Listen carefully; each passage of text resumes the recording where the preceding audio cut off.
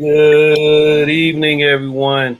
Glad to see everyone that could make it tonight in this space, and I know we have people that are watching that may have never watched before. I know that personally because they responded, and I think they're tuning in. So hello to the old and new, and Jay, welcome back. Second round here. You've definitely watched many of your show because I've seen you post comments, and I appreciate those as always, and I'm glad you're here to make them in person. Greg and Julia, always a pleasure to see you guys. Mainstays, consistency is key, and you showing yourselves to be nothing but that, and I appreciate you for it. Bob, same goes for you. Thanks for taking the time out, spending with us.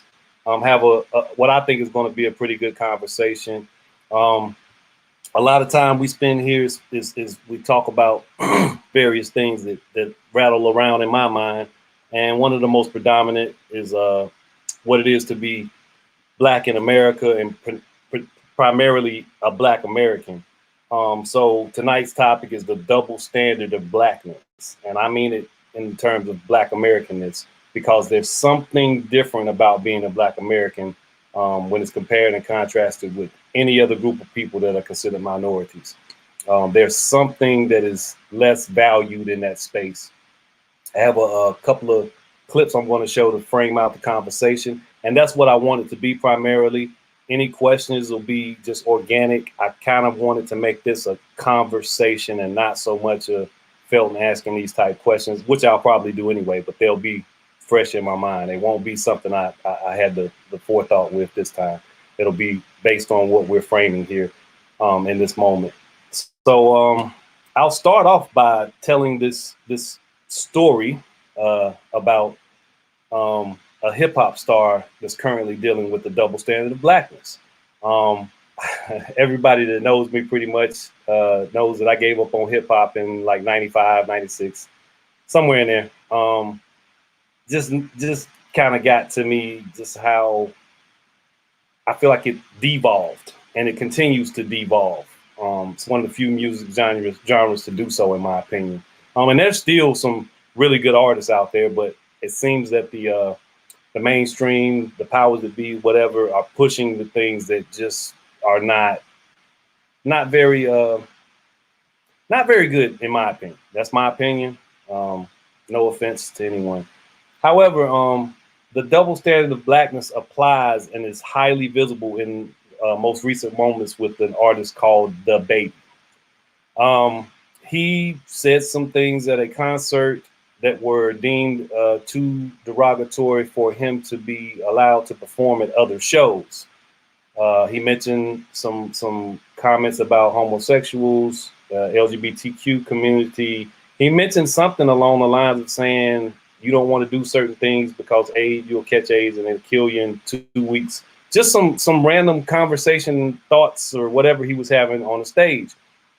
Neither here nor there, to me, is what he said in that moment. He said a whole lot of things that should be deemed derogatory and problematic. As many of these hardcore, or I don't even know what it is at this point, rappers that just speak recklessly about a number of things, including Black people.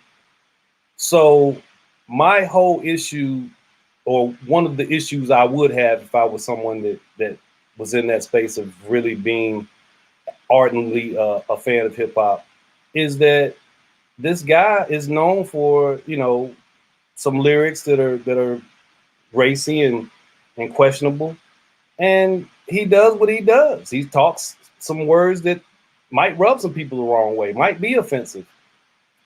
And this is what it takes for him to get censored or put to the side or, blacklisted for certain shows. And he has to apologize, and then he has to apologize again. And then he's got to apologize one more time because he's not getting back on any of these show lists if he doesn't do that, because he's insulted a group of people who dictate what the insult is and what the punishment should be. Yet, his music is highly, highly charged in denigrating Black people. And as I've stated and talked about numerous times, the N-word has become a harmony, a note, a musical note. I can't get with that and be okay with that. But I'm supposed to have, as everybody else, such a problem with other things he does. That's, in my opinion, a really good example of tonight's topic, the double standard of Blackness. This guy can talk all of the junk, all of the rhythmic rhyming of the N-word, all of the talking about murder, death, kill, whatever it is that makes people dance these days. Coming from a Black person, directed primarily to Black community, supposedly giving examples of life in Black communities. Yet when he mentions something about the LGBT community or says something derogatory about a disease such as AIDS, HIV, that's a bridge too far. And these powers that be have the nerve, and I say that, the nerve to be cold and calculated in their commentary based on we are diverse and we don't subscribe to this, that, or the other, but you are okay with all of the other stuff that he has said. Devaluing Black people primarily, that's fine. That's the double standard of Blackness.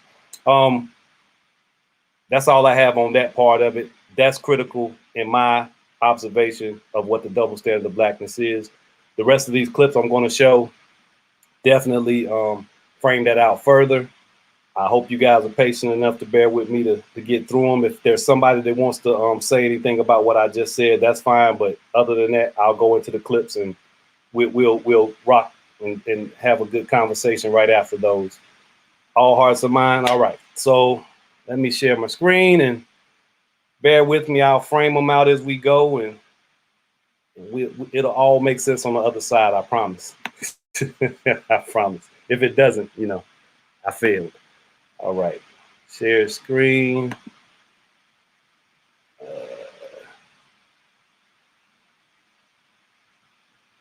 Right there. Boom, boom. All right. Here's one for you. Just try to pay attention, and I'll give you the moment, or I'll say some things at the moment that it happens. It's like when I have bad posture, I feel it so quickly. You know what I'm saying? Like when I'm like this, I always gotta be like, yo. Still a Valentine. I wish I felt it when I have bad posture. When I have bad posture, I'm just like, that's fine. And I get the camera and I'm just like, why was I standing like that? And that's when I just edit over me. Smallfoot was so dope. Like just the messages in there and what it was saying and the family. You felt it even though you guys probably never saw each other while recording. True, exactly. Never. Yeah. But we love each other. There's mad love from afar, so you get excited knowing that the other person's doing. What was it like saying these words? Because you say a lot of amazing stuff. But kids, what was that like for you? Well, for me, it was fantastic because I played this science nerd who's mad curious and believes there's more and isn't afraid to seek more. And I can relate to that. I mean, that was the way it was and have been my whole life. So, ideally, you're working on projects that you feel confident about and you stand next to and you love the message. And I think that was a huge draw for me. I'm sure, the other cast feels the same way. But to do animation allows you to live in a world where you get to talk about so many things that live action doesn't necessarily always allow you to. The cast for this is super great. If I got this job, I would be like, oh my God, I'm in a kid's movie with LeBron James. I was more like, I'm in a kid movie with Yara. Sorry, no joke. The last time I think we spoke together, I was telling you that you should narrate the nature documentary. And I was like, I think this is the next best thing of like just being nature. Yes. I also was like, really, you're that? Okay, yeah, I'll do that. So maybe LeBron James and Papa's both, but we love him. We love him. I'm not even worried about LeBron James. I'm more excited. You guys get to meet Zori, his daughter. No. She is the most amazing person on Instagram. Every time I see the videos, I'm like, I want to be her. Hopefully at the premiere. There we go. Yeah, at the premiere. You are just goals for so many young Black women who just look up So many women. So many women. Yeah, for women too, but for Black women, we need people on a whole nother level. How does that feel for you to be so young and just be like a role model. I mean, it overarching. Okay, that's one moment, and I hope you guys can hear me just fine. I let that play because you definitely want context. They have a movie, blah blah blah. They're excited, and this guy asks Yara how it feels to be, a black woman that's able to accomplish such a thing, and immediately, knee jerk, Gina Rodriguez says, "Women, all women, empowering all women." So there's an instant reaction to just step on that part about black women, the black part specifically. I'm not stretching this. This was a highly problematic thing that took place that she really received some flack for. But I'm going to let the rest of it play because something happens near the end that solidifies what I'm getting at when I say the double standard of blackness. She had to react. Black women, all women. That's what had to be said at that moment. So let's continue. Which is kind of surreal, but I have to appreciate the fact that support comes from me just being me, and so luckily I don't have to promote some sort of facade to gain that support. But also I feel like it's been amazing because I get to be a part of such an incredible and thoughtful and brilliant community, and so it's very easy to just be constantly motivated and inspired because you look next to you in any which direction, and there are people that are continuing to work in another industry in another area in life. I saw Bill Street in Toronto, and one of the sayings that James Baldwin wrote was, "Love brought us here." And you two are both so loved by everybody, and are two of the most protected actresses. How does it feel to get that kind of protection, that kind of love from fans and people around you? Surreal also, yeah.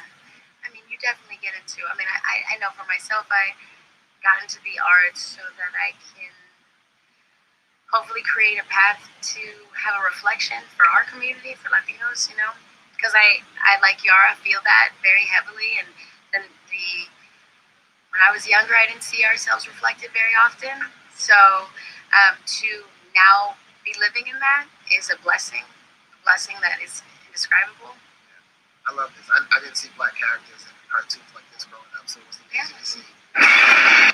So yeah, it's a completely understandable thing for her to desire to represent her community on a certain level, but the immediate reaction when black women is all women. So that's kind of a knee-jerk. I don't think that there's any nefarious thoughts that go behind it. I think it is the way we've just come to find our perception of blackness to be. I think it's just a reaction that is natural. Again, another example that I like to play. This one's a little shorter, so we'll get through it. And this is the current vice president. Support reparations for black people.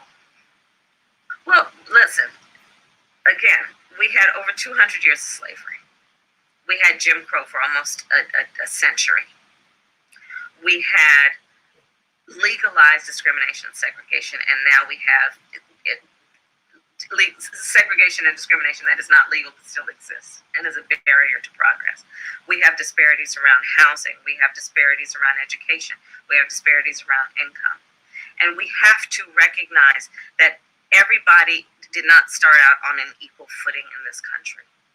And in particular, black people have not. And so we have got to recognize that and do something about that and give folks a lift up.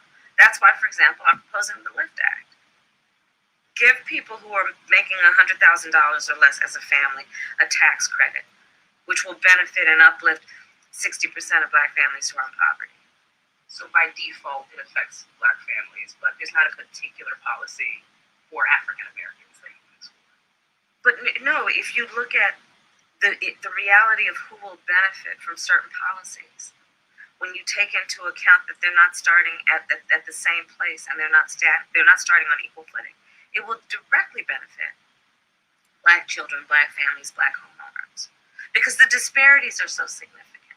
So if we focus on the specific issues that have resulted in the greatest disparities, and we understand that that's part of why we're doing it. Listen, the reality also is this: any policy that will benefit black people will benefit all of society. Let's be clear about that. Let's really be clear about that. So I'm not going to sit here and say I'm going to do something that's only going to benefit black people. No, because whatever black family will benefit that community and society as a whole and the country, right? Again, there's this resignation to, it being problematic to censor black people, black Americans. It's something programmed in us to just say, what? No, wait a minute. No, what about these other people? And yeah, if it helps everybody, it helps them by default. And to justify and rationalize that means that you have totally just not considered the legacy of this country in terms of what it's done to black Americans. Gosh, and what black Americans have done for this country. This is the last clip. It's a little longer, but it's one of my favorite people speaking on the subject of reparations. But again, the challenge comes up, and it's just a second nature thing, is to, why does this have to be specific to black Americans? So here we go, last clip, and then we'll have a good discussion. One of the things that ADOS gets criticized the most for, and I've been critical of you, and you know this, I've told you directly, is the conversations that often emerge from people who identify as ADOS around nativism, right? There often becomes a discourse that emerges online from people with the ADOS hashtag, and I'm using that language very carefully because you've said to me before, that ain't us, right? People may use the hashtag, that doesn't mean they represent us. But is there any room for a conversation, in your estimation, around how ADOS and its sort of commitment to talking about descendants of slavery may alienate people who come from other parts of the continent, may undermine a Pan-African agenda, or may kind of replicate, whether it's through the American flag imagery or through constantly talking about a certain kind of lineage, almost replicate a certain kind of American nationalism? Well, I think we have to make a sort of delineation, right? There's a difference between nationalism and nativism. We're proud of the country that we built. We're proud of the slaves who built the country. We are absolutely proud of our freedom struggle through Jim Crow, mass incarceration. We're proud that we're still here. So what I would say is, we are absolutely have a right to be proud of what we built, right? The same way that a Jamaican American is absolutely proud of their history of coming out of slavery. The same way a Haitian is absolutely proud of Toussaint L'Ouverture. We're proud in the same way, and you have to let us have that. We are a specific ethnic lineage. That's who we are. Now, there have been a lot of diaspora wars, but let me say this. A lot of those wars were not started by us. And a lot of those wars, we were defending ourselves. People call me the granddaughter of a cotton picker, right? People call me all sorts of names because I come from sharecroppers. And the problem that I have with a lot of Pan-Africanists is that they will look at me and say, oh my gosh, you have people behaving in ways that are unproductive. And I want to say, you have a lot of people who are behaving in ways that are white supremacists. They are behaving in ways where they co-sign white supremacy. We saw on CNN somebody say something, an anchor said something about America's the greatest country. I could never have done this in another country. Meanwhile, we as ADOS see this, we see what America has done to us. And we see that a lot of people are not very respectful of not only what we have endured, but the pathway where we have opened up to them to come here. If it wasn't for us and our freedom struggle, there would be no black and brown people here. And so we see a lot of disrespect coming our way. So I think the people who criticize us need to also criticize the people who disparage us as well. I only see criticism coming in our direction, and that's a problem for me.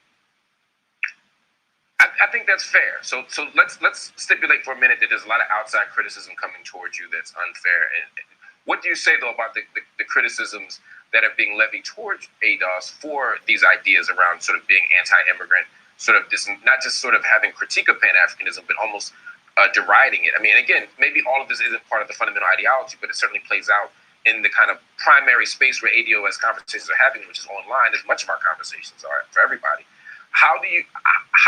Do you think that it's gotten unwieldy because it's online and because you can't control who hashtags it? Do you feel like the messaging hasn't been clear, or do you think that this is just part and parcel of how this kind of politics go? Well, I think you're right on. There have been people who just throw the hashtag in because they want clout. And they do that on Clubhouse, they do that on Twitter, they do it on social media, everywhere. They just want clout. I'm going to say I'm ADOS, but I'm going to bring in some stuff from other people who are not ADOS, and I'm going to just throw it. right, at immigrants. I'm going to throw it at Black immigrants. I'm going to disparage them. That has happened, but that's not a part of what we're doing in terms of our organization. What we have said is that, listen, we are absolutely interested in organizing with people who are Black immigrants and people who are Black American but come from immigrant backgrounds. But we have to organize with a certain kind of foundation, right? We have to have the same kind of politics. I'm not opposed to someone who comes from somewhere else who comes here. We have to have the same politics, though. And I do think there has been disparaging, right, on both sides. But what we're trying to do in terms of the ADOS Advocacy Foundation is move to a place to where if you have our politics, we have a lot in terms of our agenda for anti-discrimination, right? So if you are a Black person in America, you still benefit from our agenda. So like-minded people we would like to pull in here. We do have a critique of Pan-Africanism. When we say that, like, in terms of, and I think it was Nikki Giovanni who said something similar, everybody has to be responsible for their corner of the world. And in this corner, ADOS is most responsible. And we will support you with whatever you want to do in Ghana, whatever you want to do in Nigeria. But we have to be responsible with what happened here, because I feel like Pan-Africanism has been like a feel-good kind of opium for Black people that has not netted anything in terms of real political advancement. And so I think we should all, and I'm not talking just about ADOS, I think all Black people should look locally, look to your state government, your sovereign nation in terms of where your advocacy begins. Because if you can't get reparations and voting rights in America, I know doggone well you're not going to get police reform in Nigeria. All right, I gotta go, but I want to bring you back because I want to really unpack this conversation about Pan-Africanism, because that's probably where you and I are going to separate just a little bit, among other things. So make sure you come back. Hopefully Tone can make it as well, and we can continue to have this conversation about reparations. And our commitment here at Black News Tonight is to talk about reparations from a variety of voices. We are not going, and we did this one time, and we ain't going to do it again. I'm not going to have people here who oppose reparations. Instead, because I don't want to normalize that idea when most Black people support reparations. Instead, what we want to do is have multiple voices from the reparations community to talk about various ways that we can achieve the end of getting Black folk what they deserve, which is reparations. Yvette Carnell, thank you so much for joining me. Everybody, stay with me. We got much more coming up on.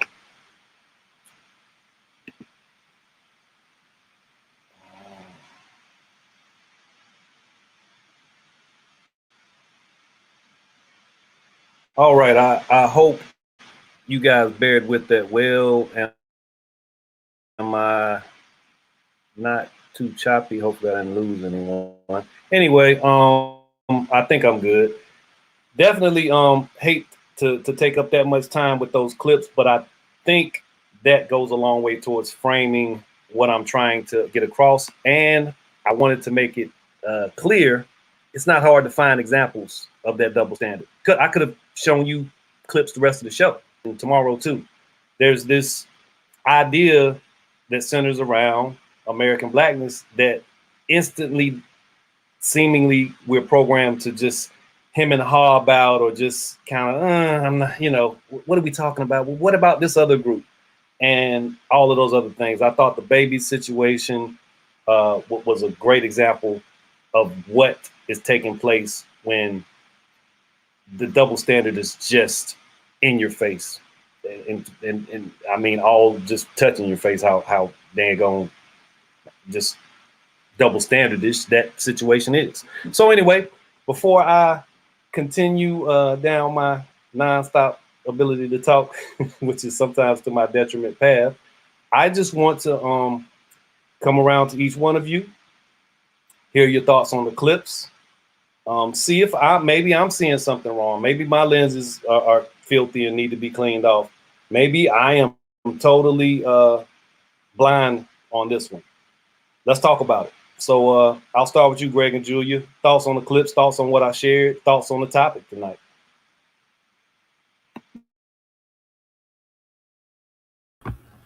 Okay, thank you, Felton. I wasn't able to make out much of the audio on the clips, but it doesn't matter. I appreciate your willingness to clean the glasses and to accept a different perspective. Till our hearts and our minds are in this country are elevated, then we're going to have these individual little problems and these pockets of problems, and not being able to see clearly. Reparations is a small thing once we have the hearts and the minds to move forward. It's a small thing. These problems are not big. They're not complicated. But we stand in our own way, and that's all I've got. Yeah, it's just doing the right thing. Now, I do something Kamala Harris said I didn't take offense to. I couldn't understand the first clip at all. But that I don't see what's wrong is if it helps Black people and it helps other people too. I guess I don't see the problem with that. So See, I'd like help understanding that. Yeah, absolutely. I have no issue giving you my context and my perspective on why it matters to be specific to an individual group. Because when you do something that you say helps Black people and everyone else, it does this. Oh, You understand? That group of people who we know have been treated the most unfairly and have been unable to attain generational wealth, that help for everyone. Those up here that don't need it and probably shouldn't get it based on what we're discussing, it just keeps the levels the same. And it's not a competition. Just understand this group needs to catch up. Yeah. And then we can do that. But you can't just lift everybody and say, oh, it helps them by default. No, that's not how it can't work that way. Great comments. And I apologize for the audio. I don't know. Hopefully everybody else understood. The first clip, it was two young ladies in a film together, blah, blah, blah. And I think you may have heard me talk about it when I paused it. At the end, Gina Rodriguez makes sure that she, elevates the fact that she's desiring to see Latinas reflected better in film and industries. I understand that, but it was okay for her to say that part without, it becoming an all land and everybody else moment. That was my point in playing that, when the guy said something about Black, seeing a Black woman, she was, no, all women. So it's like, I think it's just innate, it's programmed. It's like we have to say something when it's specific to Black people. We can't just let them, have that moment of elevation and understanding that it should be there. I'm gonna come to you now, Jay. Were you guys done, Julia? Yes, sir. Thank you. Yeah, absolutely. Jay, what you got?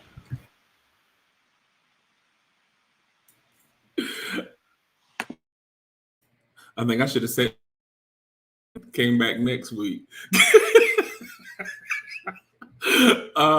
You're in the right place. Woo! This is one of those things that is very frustrating, especially when you are an advocate for inclusion, but also an advocate of change, but also have pride in your community. Because a lot of people don't understand what it means to be Black in America and what it means to be Black from a global perspective.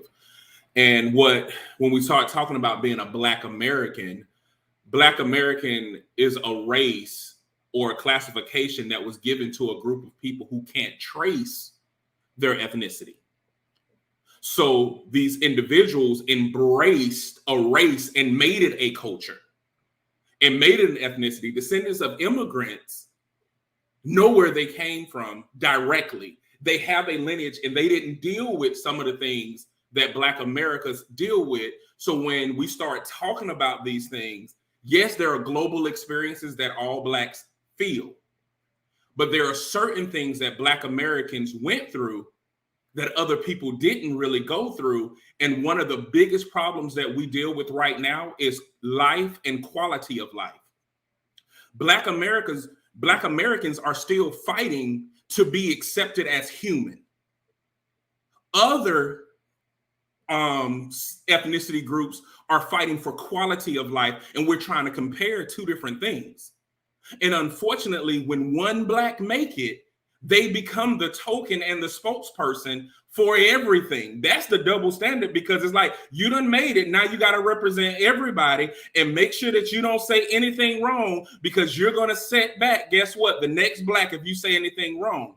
When truth be told about the baby situation, he already said some damaging things to the Black community, and he was on the way to being canceled out. When he slapped a Black woman, when he also said that Black lives don't matter to Black people, really being counterproductive, he already was on the radar. This thing was actually something funny, because a lot of people already saw him as being ignorant, because he is known for saying comments and saying things without education and then coming back apologizing, like he did about the Black Lives Matter, like he did about slapping the Black lady, now like how he's doing about the homophobia statements. So for me, I feel like there needs to really be a conversation about how Blacks are still fighting for their livelihood, and how it doesn't make any sense in America that we have laws to count us as human. We don't have those conversations. We don't have conversations where we talk about how Blacks were literally called beasts of the field or cattle. Chattel slavery, yeah, they were definitely deemed Nobody else as proper. that. So when you Probably call somebody Black, I'm sorry. No, go ahead. No, I was saying, like, but when you call somebody Black, the part of systemic racism that people don't realize is they still equate Black to not being human. And so it comes out in different ways. So I don't know. Go ahead. Go ahead. No, go ahead, please. I talk enough. Go ahead. Rachel Dolezal was a prime example of that.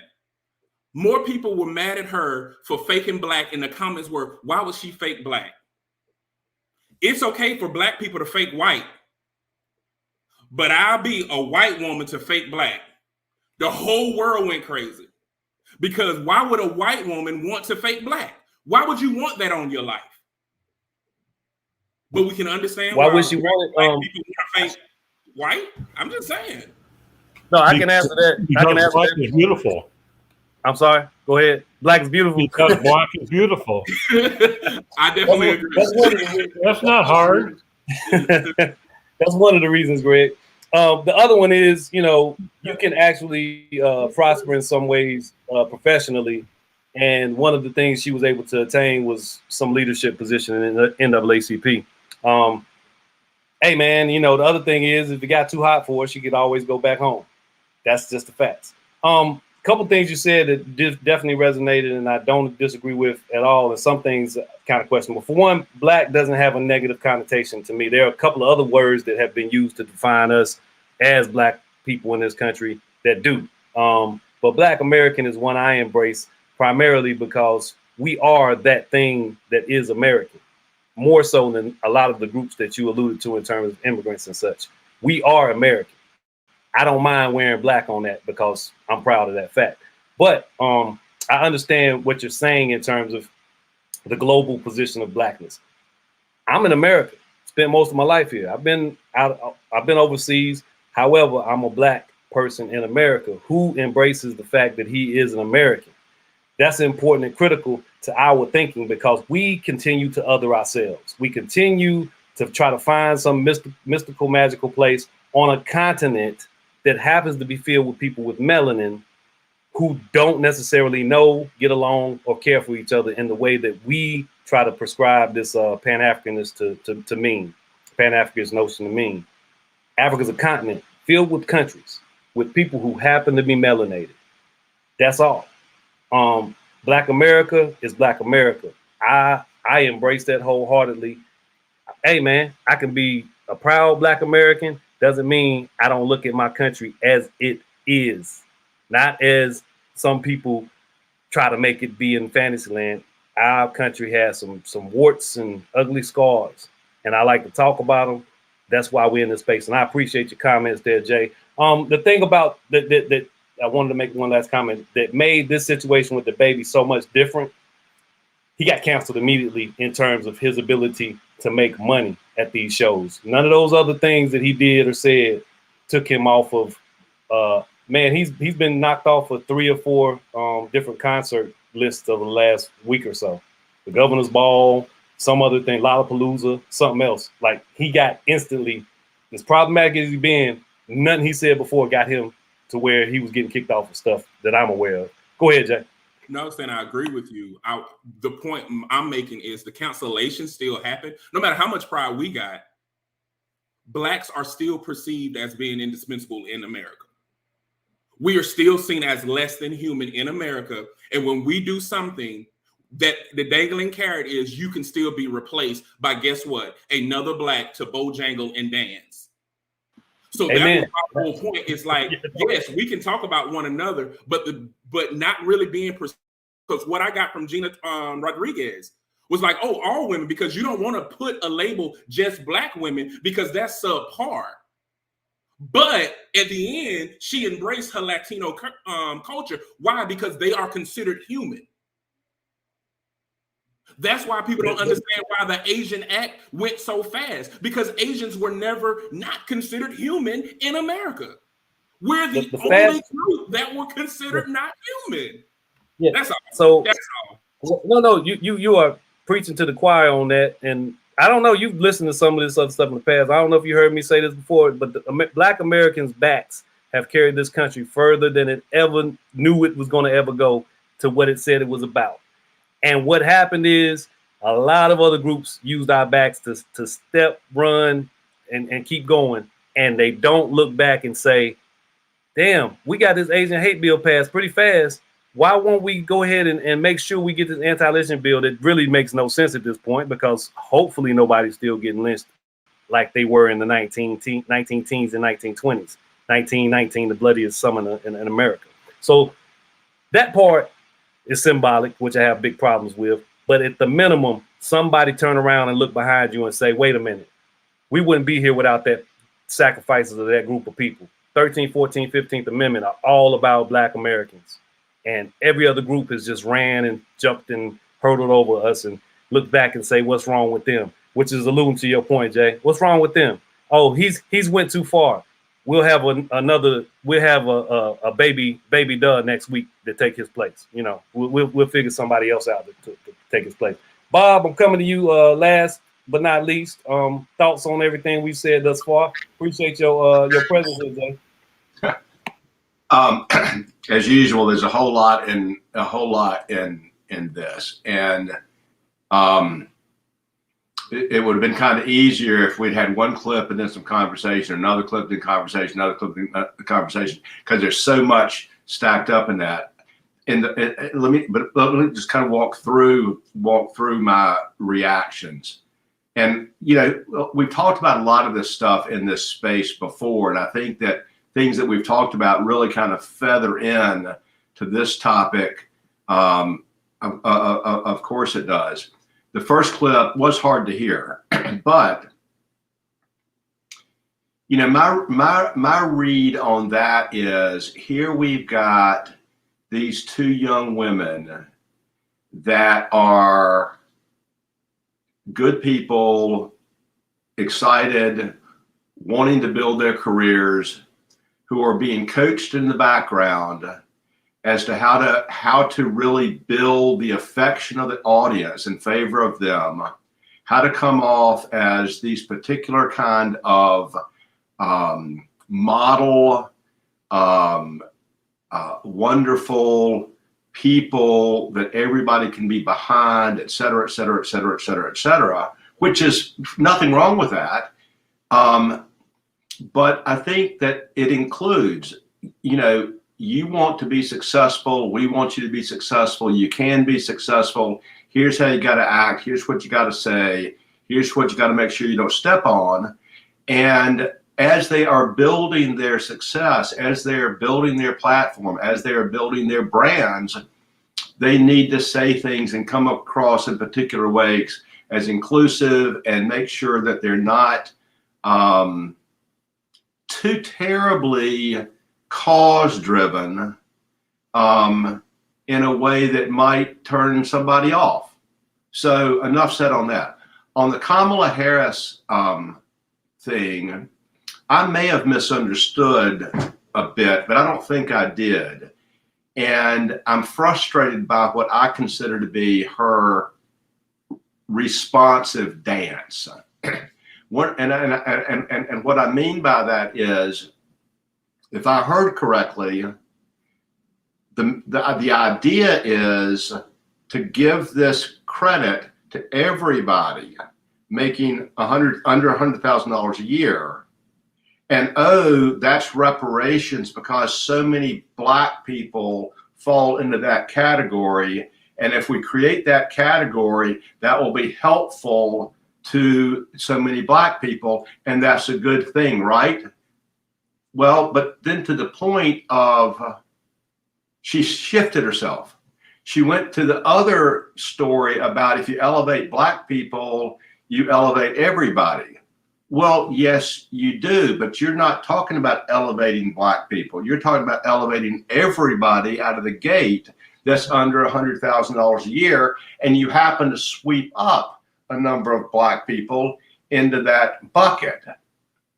Well, that's not what she's talking about in the second part of her conversation. She's talking about if you elevate Black people, you elevate everybody. Okay, so time out. Why don't we then just provide reparations to those Black people and then let that elevate everybody as a consequence, but you're still focused on them? The reality is that so many, if not all, social programs, whatever their labels, over the course of the last 100 years, have elevated more people than Black people, regardless of what the argument of the intent is. Affirmative action being an example of that. Affirmative action has helped other groups of people, other subsets of people, more than it has helped Black people. Okay. The problem is we have this policy and this public perspective that we can't be specific to Africans, descendants of slaves. And yet those are the people that have a 400-year lag in their opportunity starting place. And not only do they have a 400-year lag in their opportunity starting place, that 400 years is they're contributing to the advancement of other people. So why can't we go, hello, for 400 years, y'all have been helping everybody else. So why can't we focus on y'all and help rectify that starting place gap? And so when you're talking about when you're talking about the third clip, that's what I think you're really talking about. And the third clip also includes something else that just frustrates the ever loving out of me, and that is to say that we want and we need and we deserve and we should have reparations or other things to help remedy that contribution that slavery and descendants of slavery have made to the rest of our economic engine.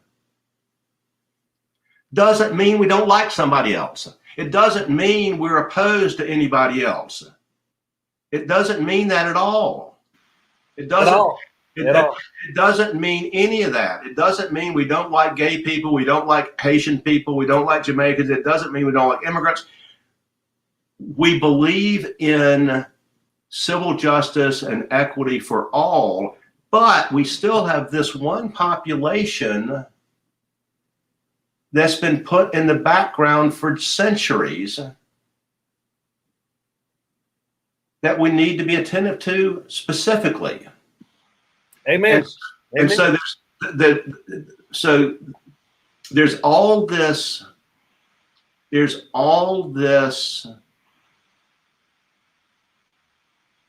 sidestepping. That's what I'm going to call it. I'm going to say sidestepping and making stuff into stuff it's not, and not being honest about what we're trying to talk about.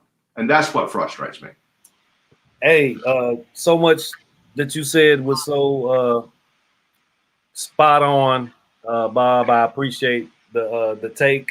I appreciate you unpacking each clip that was shown, because it just reiterates and reiterates again, and then reiterates one more time that there's just something about being black that's just unworthy of whole attention, whole consideration, and whole repair. Greg said something that made me put the clip of Yvette Carnell on Mark Lamont Hill's show into the chat. Danya, if you can, post that for everyone to see, so they can get that clip. Go watch it. Yvette says to him, alludes to what you said. It's not hard. It's not hard. We make this thing about reparations so complicated, so impossible. We just can't do it. Who's asking for $20 trillion at one time? It took generations to put black folks in this level of disrepair. It took hundreds of years. Doesn't mean we take hundreds of years to fix it, but generationally speaking, my children's children, if I ever was to have children, should be able to benefit from what becomes normalized in the next few years in terms of reparations. It does not have to just take care of me and it be done. Oh man, thank you, man. I appreciate you. I'm out of here. Thanks. Good night. Peace.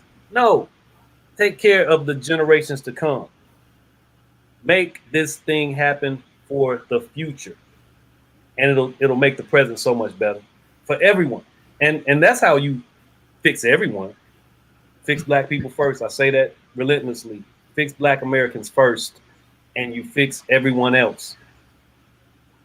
You fix this country, make this country a whole lot better. Lisa, I don't know how much you've tuned into. If you're just coming into the conversation, we are winding down, but you knew what the topic was. If anything, have you been watching? Do you know where we're at in the conversation? If not, just speak your piece and thoughts on the double standard of blackness as you may perceive it. I did play some clips to kind of contextualize things, but if you have a couple thoughts, please feel free to share them before we wrap up. Glad to see you. Good to know you're in the building.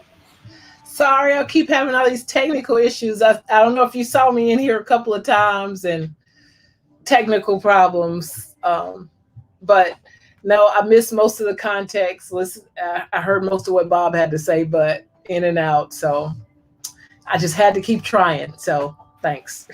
No problem. Glad you made it just to make the appearance. I always welcome you here. And, I need to have more diversity in this space. Diversity's in right now. So we want it all right here. And you know what? We have it. Diversity of character is much more important to me. You understand?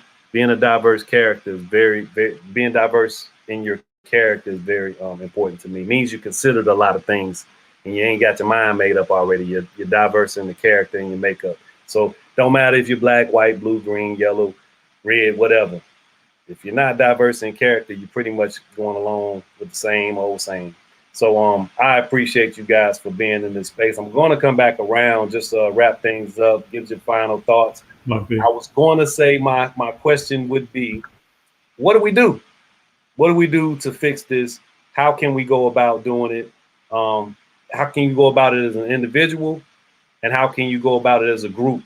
Some of you are already doing wonderful works. I salute you. I appreciate you. So I want to make sure that's understood, but tell us how to fix it. How do we get better as a country? I'll start with Lisa. You can definitely answer that part. So if you have a small, short, quick and fast answer, give it to me. Of course you would do that to me. I just feel like consideration is key, and you can never know anyone else's plight till you walk a mile in their shoes. And if you do not have that possibility, that opportunity at all, defer to what someone asks for their consideration. And I just think people just only see their point of view. So I try to see the majority, the minority, the black, brown, green, and be open, because I told someone earlier today, they actually took me to task because I was yawling a group of white people last week. And because of what I said actually at our thing last Thursday, and I said it again Friday, and it was some white women in the group, and she was like, "But Lisa," I said, "You know what? I was just speaking out of pain, honestly, and I was not being considerate, because those other white women were friendly, and they didn't deserve that, but I was in a painful place, and so I had to apologize. So I have to be considerate that there are the friendly majority who would like to help. So we need to be considerate. They need to be everyone needs to be considerate. So that's where I think things can start at. I love that comment. I give away free philosophical game here. So my 3 C's are consideration, communication, cooperation. I think those 3 C's can get you very far in any relationship you're in, but absolutely consideration is critical. Very, very much critical. Bob, give me a couple good final words for the night. I don't really know what else to give, except I will respond to Lisa and say that it's not just you that needs to apologize. If you're feeling pain and somebody's, whatever the situation is, there's the other people have to be respectful of that too, and they got to be considerate too.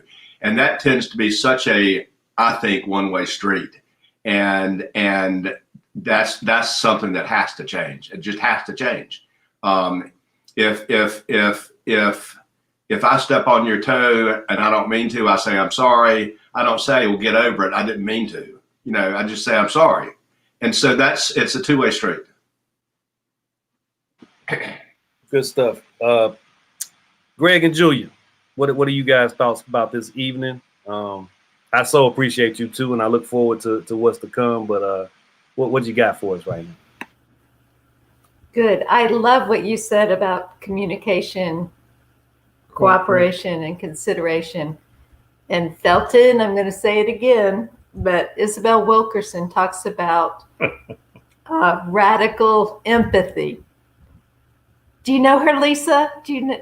Yay. Okay, Felton. There you go, Felton. We're stuck I am being forced into this book. I actually looked at it at a friend's house when I was visiting Alabama. You guys recall Miss Marsha. She's been in the space before. Miss Marsha, I was visiting her in Alabama, and I looked over and I saw this book, and I said, Julia must be just like casting, like, I got to read this book. I'm going to read that book. I'm going to read it. You looked and at the pictures. I'm fairly certain that if it minimizes race in the least little way, which it already does by calling itself cast, I'm going to have an issue with it. But we'll get to it. We'll get to it. Felton, it's on my coffee table in the den of my house. I have to tell you right there, and you should have seen it. And I will check it out from Bob's library. How about that? I promise you, I'll get it. And I will tell you, I do think class is an under-considered component of all the stuff that we talk about. Totally agree. It's very under-considered, but it's because you put so much emphasis on devaluing the role of race. So it bumps up against it. And that's probably in there somewhere. It bumps up against it. It keeps hitting it. But if we take care of the understanding of this group of people, receive this, then we can unpack the rest. I totally agree. Had a wonderful conversation with some colleagues about how critical the role of class is to this whole conversation. But we don't get done with the race conversation. We have to finish that first. I totally agree. Don't think I'm dismissive of it for what it's about. I just know if you're writing that and it's being celebrated, it gives people another reason not to talk about race. Well, we don't have to talk about race, man. I mentioned Cass, that book, last week, actually, and Cass, it really opens up a broader perspective on how you can embrace the race issue. So it actually helped me have better conversations about race. So I'm telling you, you gotta read it. As a self-described pessimist in certain instances, I love to be pleasantly surprised. So I am not by any means giving that book 2 thumbs down. I'm saying read the book and take your glasses off. I have to get to that book. I'm getting ready to so many books are coming down the line. I'll read that one. I promise. Bob, I have to get it from you. I'll definitely check it out. Jay, one more thing. We might go. Oh, go ahead. I'm sorry. Go ahead, Julie. Gregory and I have just watched Summer of Soul, and on Hulu. We highly recommend it. but it speaks to what you are talking about. I mean, it was going on during Woodstock for 6 weeks. 1969. 1969. I mean, Stevie Wonder In Harlem. in Harlem. Do y'all know about it? I've heard about it. I've heard about it, and I get what you're saying. It's like the shadow looms so large for the other thing that this monumental moment gets pushed to the side. And I've heard about it. I've seen the commercials for the documentary. It's on my list. I will be checking it out. I appreciate you bringing that up. But that's not even my point. But Mahalia Jackson, B.B. King, it is unbelievably fantastic. Gladys Knight, Fifth Dimension. But the point is that Motown did etiquette lessons for Black people and had them dress a certain way and perform a certain way, and they had to wear. Here it was in July in Harlem, and they're wearing wool suits because that's how they had to be. And there's something not right. So it speaks to your point. Absolutely, and that confounds it even further. Real quick, and we're gonna get Jay in, and we're gonna get out of here tonight. Absolutely, Julia. Critical to that is the level of flexibility and contortionism that Black folks have to exude in order to fit into what society tells them is the box, and then the box changes like that, and they still don't really fit in, and they still don't. So it's a never-ending race, and we'll get there someday, hopefully. Thank you for that, Julia. We'll definitely make that a thing to discuss here in this space. And I love you, Lisa. We're Jay, get us out of here. Give me something quick and fast. Get us out of here. Well, Felton, after you read the book, just give me a snapshot of it. That'll let me know, because we kind of thinking similarly, and I don't have time for it.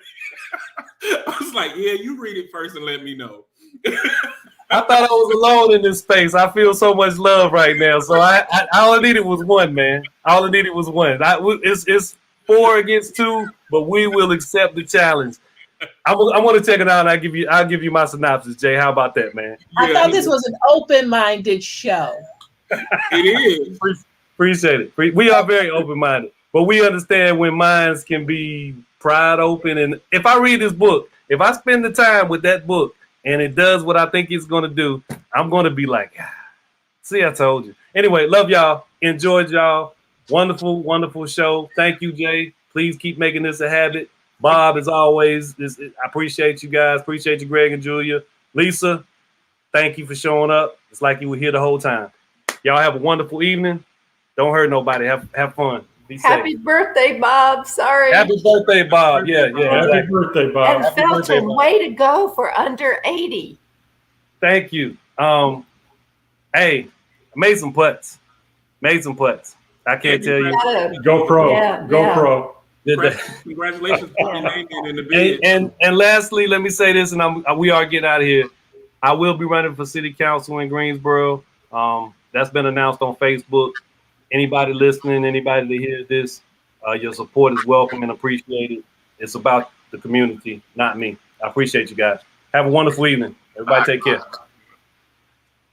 Drive for show, putt for dough. Amen. You're not lying.